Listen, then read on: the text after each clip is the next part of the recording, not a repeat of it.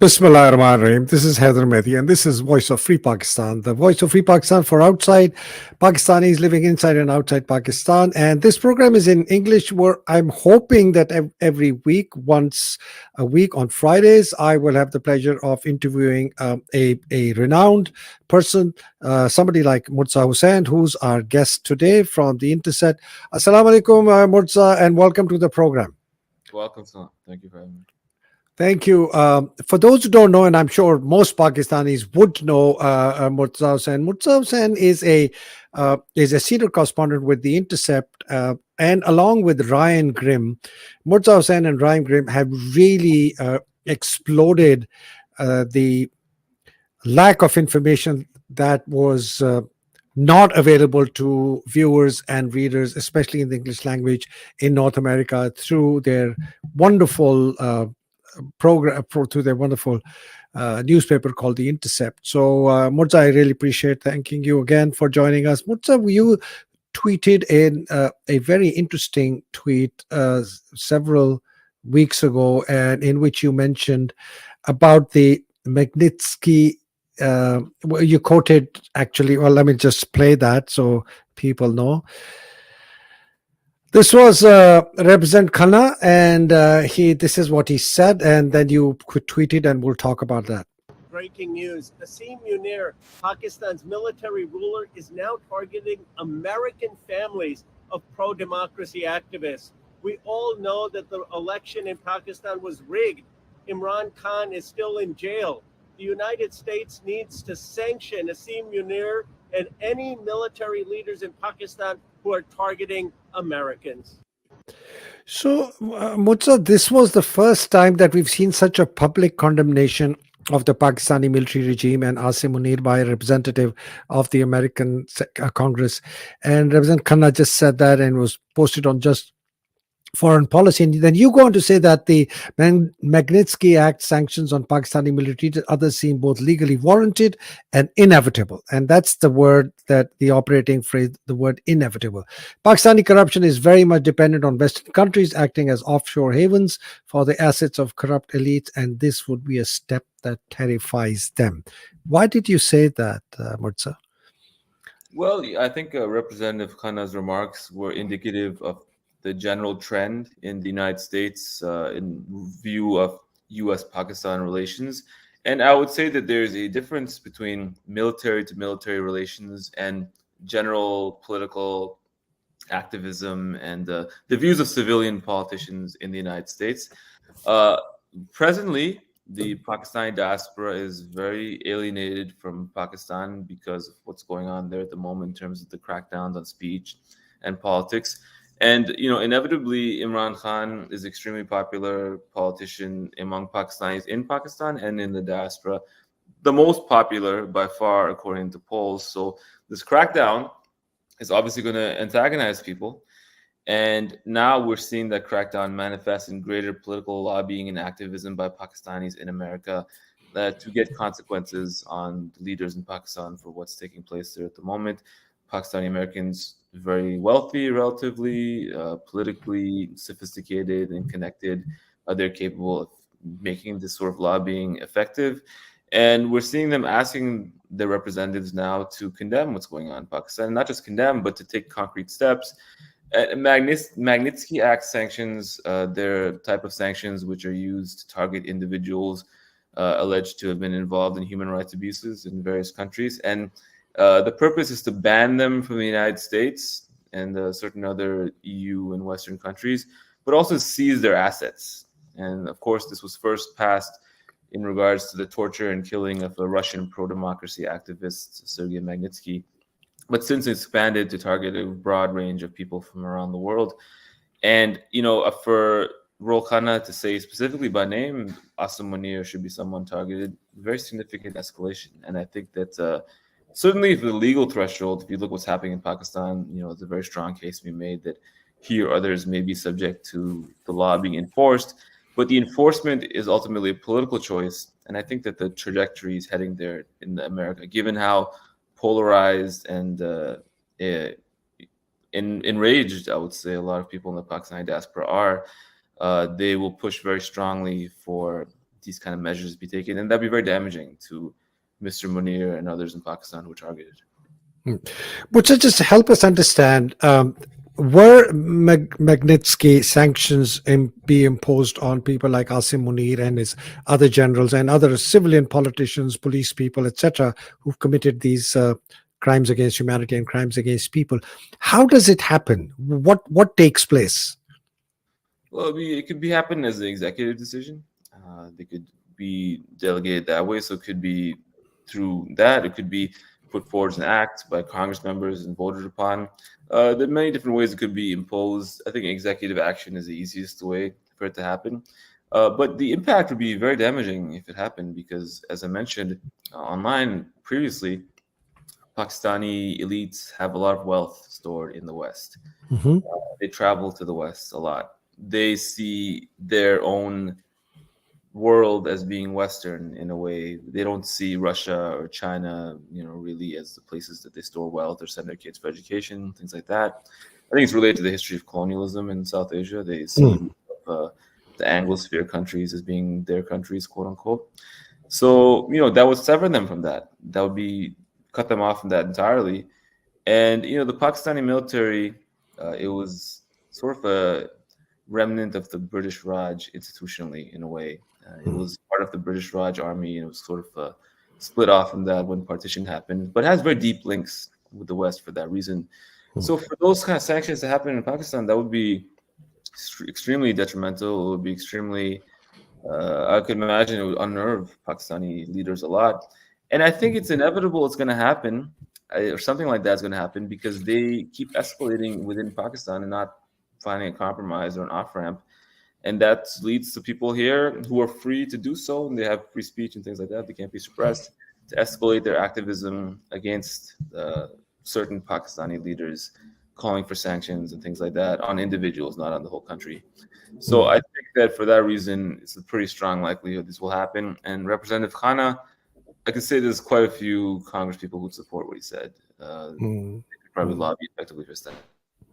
So you did say it's a political decision and executive action will take place. Before I go on to the political side and the looming election and the likelihood of Trump coming back into power and its impact on this current subject, would the imposition of these sanctions, for example, include seizure of assets, travel bans?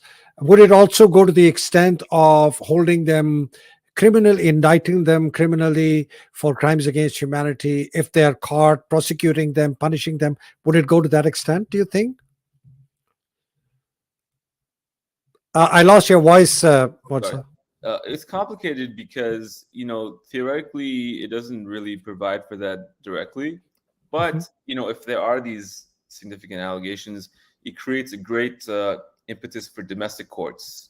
It makes it very easy for them to hear subsequent cases. It gives a lot of credibility to those cases. It makes it much more likely to be successful. And ultimately, you're banned from the country. So if you attempt to enter the country, you'll be turned back. And if there are domestic courts there which have rulings against you, you could be taken into custody. It's quite likely that would happen.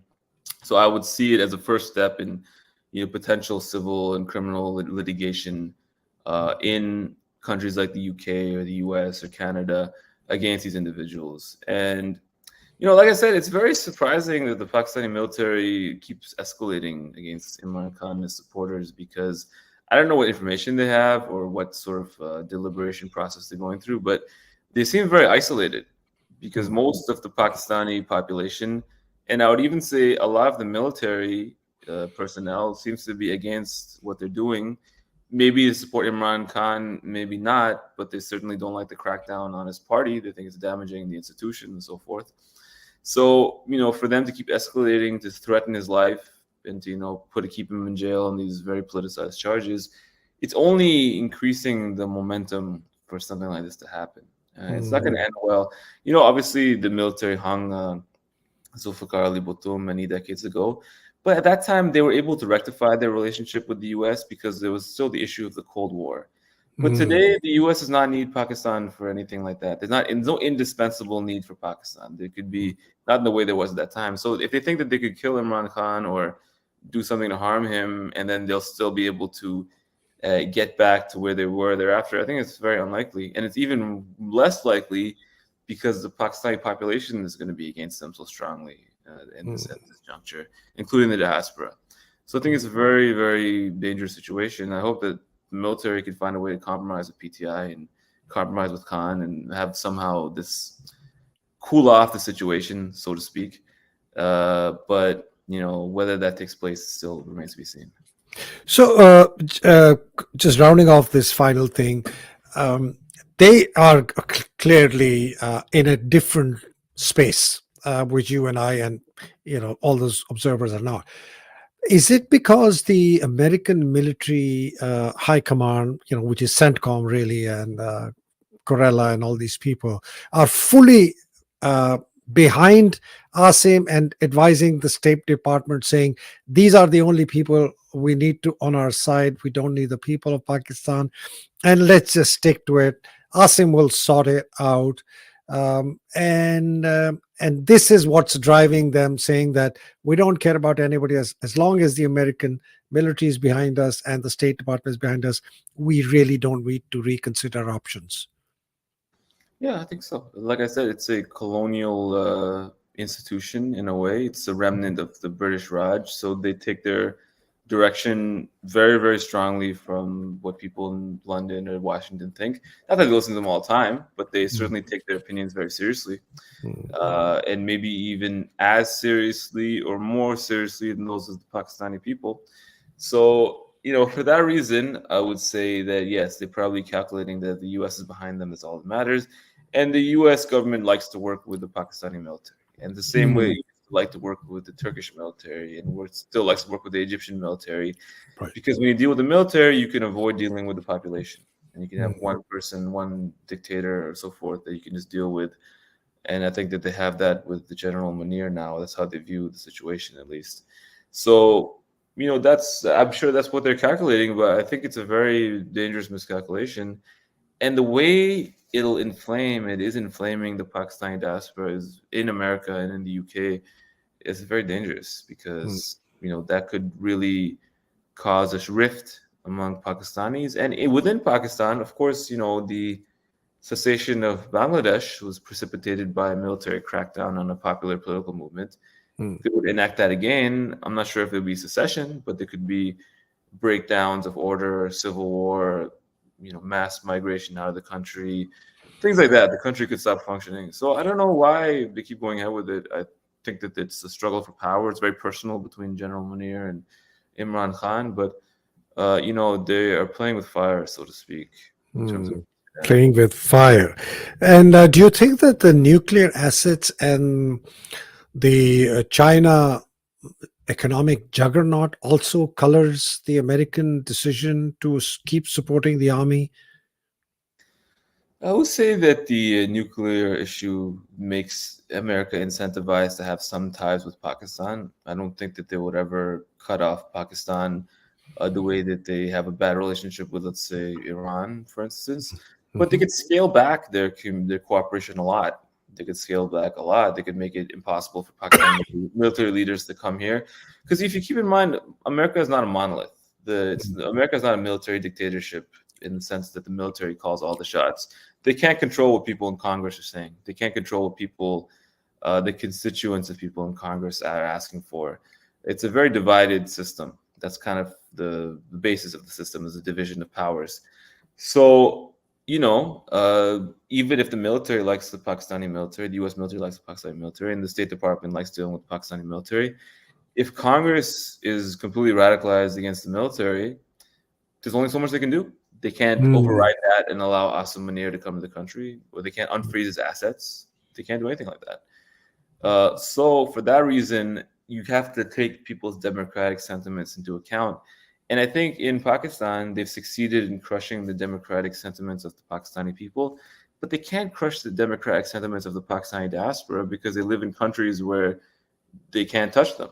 They live in countries where they have rights. They have free speech. They're able to vote. They can speak out in the press. So that is the problem. And they've tried to suppress the diaspora now by kidnapping their family members, threatening them, things like that. But that's not going to work. And that's engendering more backlash. What Rouhani was saying is that, this is transnational repression happening by the Pakistani military against the families of Pakistani Americans. That's making them more angry. That's making them more willing and able to want to confront General Munir with sanctions directly. So it's not really a winning game. Murtaza, do you feel that an angry young man, lone wolf in North America, either Canada, North US, somewhere, really angry at what he or she thinks is happening in Pakistan because of the US government policies in support of Asim Munir, may do something extremely tragic and stupid? Well, I have no indication of that, and I certainly hope not. But basically, what I would say is that when you have a situation where there's a conflict, there's a crisis, all types of unpredictable things can happen, and you never want to see violence happen in any way. And Absolutely. Again, I haven't seen anything to suggest that could be the case. But Pakistan has a very violent political history, and when you have a crisis like this, there has been a lot of violence in the past. So you'd like to see a situation where people can solve the problems without violence and negotiate and compromise and mediate. But the longer that doesn't go on, the more something bad could happen on either side. On either side. So moving on, Murtaza, thank you for this. Trump, a re-election coming back into power in the context of Pakistan. Help us understand what will happen, or what do you think will happen? Yeah, it's interesting. I don't think that Pakistan is high on his radar. I think that Trump did have a good relationship to some degree with Imran Khan. He seemed to like Imran Khan. But I don't think that he's going to go out of his way to fight the military to free Imran Khan or anything like that. I think that he'll defer to his advisors. He has other priorities and so forth. I don't really think that Trump has very strong foreign policy views beyond maybe trying to make deals and things like that. And he didn't prioritize Pakistan in his last tenure. And he's fine dealing with military dictators in Egypt and places like that. So I don't think he's going to do anything too extreme on the Pakistan front. But you never know. He's unpredictable to some degree, and he did like Imran Khan in some way. Okay, so interesting. So because there is it's a bit of a, what do you say, people clutching at straws, hoping that when Trump will come, he'll say, no, Asim Munir, back off, and they'll read him the Riot Act and tell the military generals, Corella and all, and says, sort this bugger out, otherwise, I'm going to do this and that. So people in Pakistan are very black and white in their views, but like you said, it's not high on his agenda. But thank you for that.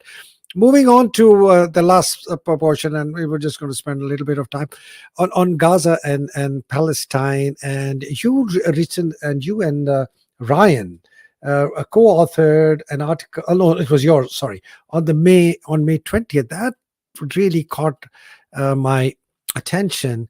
And you said the headline is, can a US ally actually be held accountable for war crimes in the ICC? So first, a bit about this article, and then secondly, how is Gaza going to play out, and especially this huge elephant in the room called Hezbollah and what they potentially could possibly do? Yeah, so obviously Israeli leaders are facing charges now at the ICC for war crimes committed during the conflict in Gaza. Separately, Israel is also facing charges at the ICJ, separate court, for genocide in Gaza, leveled by South Africa and Ireland and Colombia and a few other countries. So certainly what we're seeing now is a test for the international system. And the test is, will all countries be treated the same? Are all countries subject to the law, or only some countries subject to the law, or only non-Western countries or Balkan countries or African countries subjected to these international laws, or would even a Western ally be subject? So now it's being put to the test, and we'll see if the US allows the courts to rule, or if it tries to stop them in some way, if it tries to threaten people involved with these rulings, or it just tries to negate the whole prospect of international law to defend Israel. We're going to find out now very much how real any of this is. Regarding the spread of the war, I think that unfortunately expansion of the war is looking very likely now, and Israel's moving troops to the north to fight Hezbollah. But they know they cannot defeat Hezbollah per se. It's very deeply embedded in Lebanese society, and it's much, much more powerful an adversary than Hamas. It's significantly more has capabilities. It has, by some estimates, 200,000 missiles, which could be deployed to Israel in the context of a war. I think what they may try to do is fight a limited war against Hezbollah. That's what they've been saying. But a limited war is very difficult to even define. So I think that Israel is a very difficult position because obviously its political capital has been depreciated a lot by its conduct during the war in Gaza. But now it feels it has to fight a war against Hezbollah now because they've evacuated the northern part of their country, and they feel humiliated by that, or they feel that they need to deliver to their constituents to be able them to return home. But I don't know how they will actually come out of this successfully because they'll take a lot of losses. They'll take a lot of damage to Israel in the war with Hezbollah. They will not defeat Hezbollah by destroying it as an organization. But they could also further their own isolation, and they could depreciate their own military capacity in such a conflict. I think the best thing for everyone is if there was a ceasefire in Gaza, there'd be no need for a war in the north. The Hezbollah would withdraw from the border. Things can go back to what they were on October 6th. But they seem to be averse to finding such a ceasefire. So for that reason, I do unfortunately think a war is likely, even though it really serves no one's interest. And just one last question on this. You said that there is no such thing as a limited war, and I agree. When you start a war, you don't know how to end it.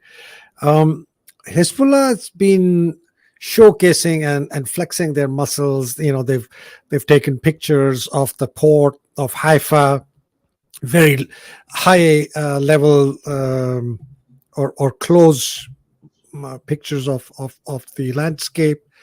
Do you think if that happens that Iran will be drawn into this conflict? I think Iran might be drawn in. I think America also might be drawn in. I think America has already indicated that they may involve themselves very directly in such a war. What that means, it's hard to say, but they've said that they would. So I think that you could really see a regional war happen, that a war which even expands between Iran and America directly. And I think we're looking at a situation now globally. If you look at the map, there's war in Ukraine between Russia and Ukraine in the West. Mm-hmm. Russia and Iran are closely allied. And then they also have China, which has a very strong relationship with Russia and to a lesser degree with Iran. You could look at really like a situation like a world war developing. If there's a war in the Southeast Asia as well, too. So I think we're really heading in that direction, unfortunately. And I will hope that there's a ceasefire in Gaza. That's the only thing that'll prevent this from happening, really. We're heading in a direction where regional war and a vast sweeping war that spreads around much of the world is not a hyperbole. It's actually taking place in front of our eyes at the moment, or about to. And the Gulf, Saudi Arabia, the Gulf countries, I mean, they cannot possibly envisage that they will escape the horrors of such a regional war, can they? Well, Saudi Arabia is looking for security guarantees from the United States in exchange for normalizing relations with Israel. But it's very difficult because they can't really engage in such a deal without Israel having some sort of basic concession to the Palestinians, only so they could show their own people that they didn't sell out the Palestinians, which is they don't want to be seen as doing that. It looks bad politically at home because the Saudi people mostly are supportive of Palestine. So for that reason, they are very trapped because they can't seem to get a deal with America that they want and need. At the same time, they will be caught in the crossfire of any conflict like this. And, they're trying to mend their relationship with Iran, which is smart. And so are the Emiratis. But they fear this. They fear being trapped in a war in the crossfire without any U.S. guarantee. And that's the situation that they're currently facing.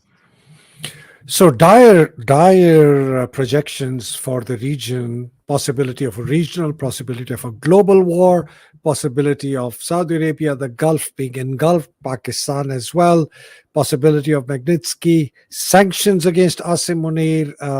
This is a future we don't, well, the last one certainly want to see, but we don't want to envisage a global or a regional war. Thank you very much, Murtaza. What a wonderful, always a pleasure talking to you. And we hope to have you here more often, hopefully on a weekly or a fortnightly basis. I know you're a busy man, and wish you all the best. Wish you and Intercept great success. You and Ryan Graham are doing an amazing job, not just for the truth, but also for Pakistan and Pakistanis, and telling the West what a terrible disaster has befallen the people of Pakistan under Asim Munir and his fascism. Thank you. May Allah subhanahu wa ta'ala bless you. Pakistan Zindabad, Pakistan Paindabad. Ilahi Ameen. Assalamu alaikum. Khuda Hafiz. Thank you, sir. Thank you.